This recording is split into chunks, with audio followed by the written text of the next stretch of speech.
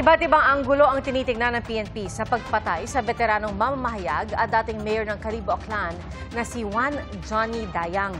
Iniimbestigahan kung may kinalaman ito sa politika o sa kanyang dating trabaho sa media. Saksi, si Kim Salinas ng GMA Regional TV. Sa loob mismo ng kanyang bahay sa Kalibo, Aklan, walang habas na pinagbabaril ang dating alkalde ng Kalibo at veteranong mamamahayag na si Juan Johnny Dayang. Ayon sa pulisya, nanonood lang ng balita kagabi ang 89 anyos na biktima nang mangyari ang krimen. Kasunod nito ay tumakas daw ang mga salarin sakay ng motorsiklo.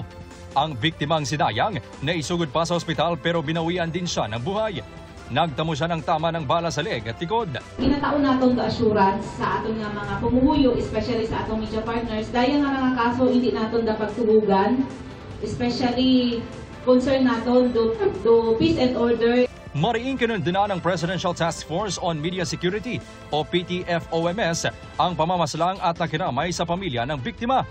Kasabay ng pagkundina, nananawagan ng National Union of Journalists of the Philippines o NUJP ng malalimang investigasyon sa krimen.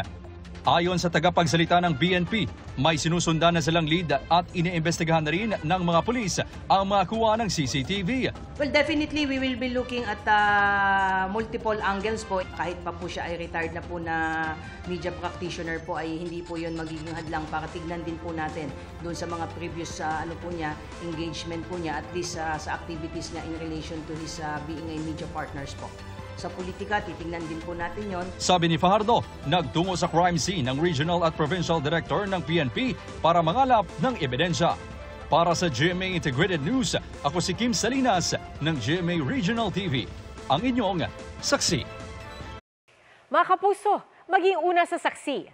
Mag-subscribe sa GMA Integrated News sa YouTube para sa iba't ibang balita.